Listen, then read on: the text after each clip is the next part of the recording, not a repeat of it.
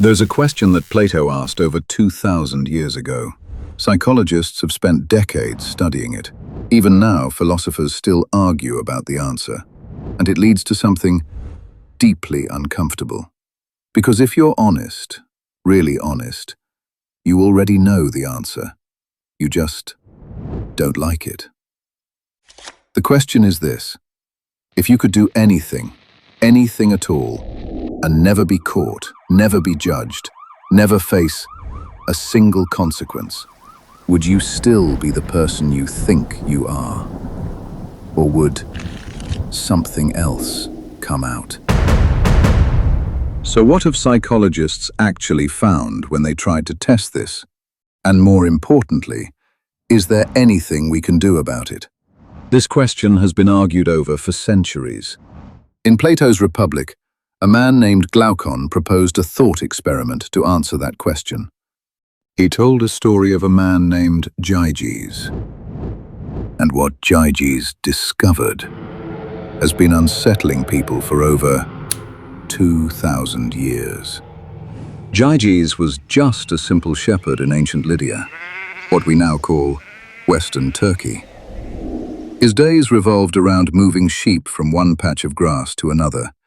He was neither a hero nor a villain, just an ordinary man. One day, a fierce storm hit the hills where he worked. Lightning struck the ground, shaking everything around him. Suddenly, the earth cracked open, and there was a hole big enough for someone to descend into. Gyges stood at its edge and looked down. Most people would have walked away. The sensible choice was to take his sheep home and forget about this strange hole by morning. But something compelled him to stay. Perhaps he sensed that his life was about to change, dramatically. He climbed down into the darkness. At the bottom, he found an enormous bronze horse with doors on its sides. Curious, he pried one door open. Inside lay a massive corpse wearing a gold ring on one finger. He stood there for a long moment, staring at this strange creature. Then he took the ring and climbed back out. That evening, he sauntered over to a group of shepherds waiting to be summoned by the king. These men were required to report on the state of their flocks every month. Gyges sat with them, and as he listened to them talking, he absent-mindedly turned the ring setting inward toward his palm. To his surprise, everyone around him acted like he wasn't there. In fact, he had vanished from sight. Gyges did not breathe. When he turned the ring outward again, one man nearby jumped in shock. Everyone became silent for a while, but they soon returned to their chatter, as if nothing had happened. In that moment, he realized this ring possessed incredible power. It could grant him invisibility. He tested it again and again until he understood how it worked. Then, for some reason, he decided to join the other shepherds who were reporting to the king. Upon entering the great city, Gyges slipped unseen through palace halls. He wandered freely and explored rooms and chambers where no commoners were allowed. Then, he arrived at the queen's private chambers. Gyges, the humble shepherd, was stunned by her beauty. He returned night after night and watched her. Eventually, choosing his moment carefully when she was all alone, Gyges revealed himself. She startled, but soon she realized there was no threat in this mysterious man. Glaucon doesn't say in detail what happened next. What we know is that over time, she became his. They fell in love, and together, they plotted something shocking. One night, while the king lay fast asleep in his chamber, Gyges crept in and struck him down. He seized control of Lydia, married the queen, and founded a dynasty. And this is where Plato's brother, Glaucon, stops the story and makes his real argument. He says, "Give this ring to any person, the most moral person you can think of, and they will do exactly what Gyges did." Because justice, Glaucon says, is not virtue. It is fear. It is the cage we built around ourselves when we realized we can't escape our actions. Remove the cage, and you see the animal. Now here's the thing about Glaucon's argument. 24 centuries later, psychology went looking for an answer, and what it found is not reassuring. If you're like most people, you carry a moral self-image, the belief that you're a fair and decent person. Just hold that thought for a moment, because in the 1980s, the psychologist Albert Bandura discovered something unsettling.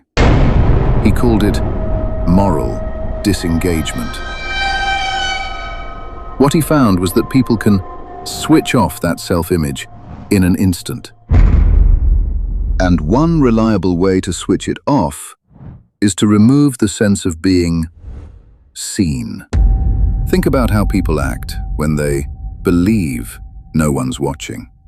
Even good people might cheat slightly on expense reports or peek at private messages meant for someone else entirely. Some people even go so far as to say cruel and hurtful things online when they believe they're fully anonymous. Years later, in 2004, psychologist John Suler labeled this behavior the online disinhibition effect. And this has become a serious problem in the 21st century. And what makes it even worse is that the people who are committing these acts are ordinary men and women. These are the same people who coach their children's sports teams and hold doors open for strangers.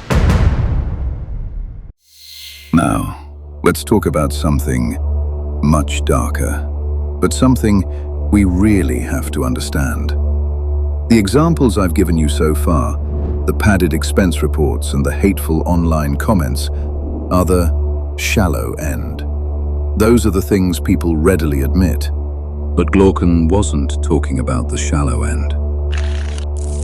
He was talking about what happens when the ring stays on. When you're certain no one will ever see you. And no one will ever stop you. This is a psychology channel, and sometimes we have to face uncomfortable truths. So, I'm going to challenge you to answer this question, honestly to yourself. If you could do anything and face absolutely no consequences, how far would you go?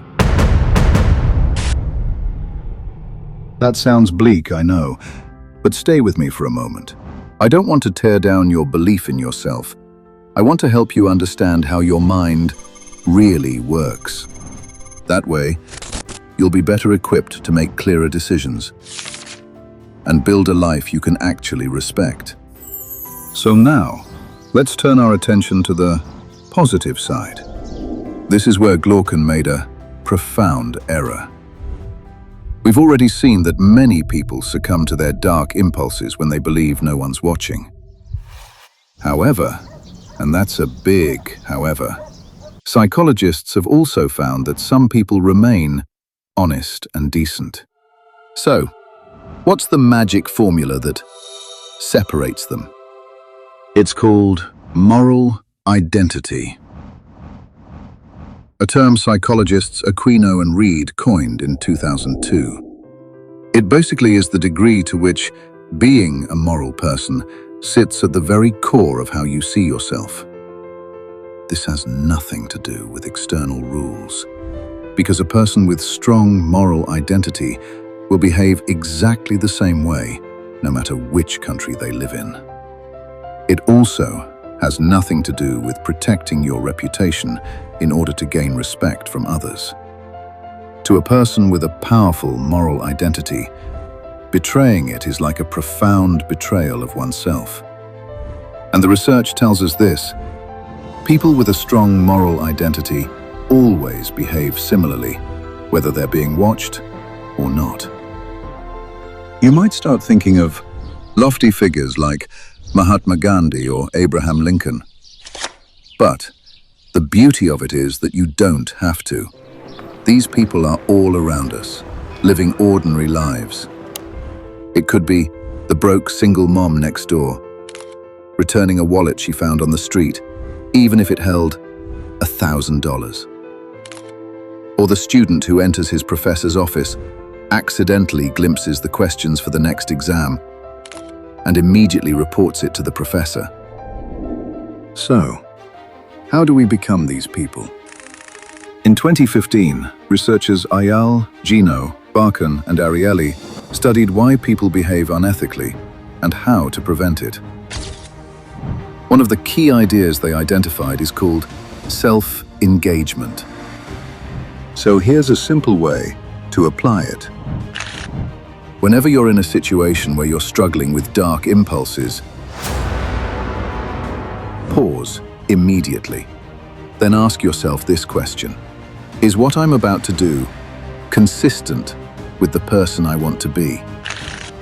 By asking yourself that question honestly, you're shielding yourself against the ring's powerful pull. You won't need an external audience to guide your behavior. Because the power to choose who you are doesn't belong to the world. It belongs to you.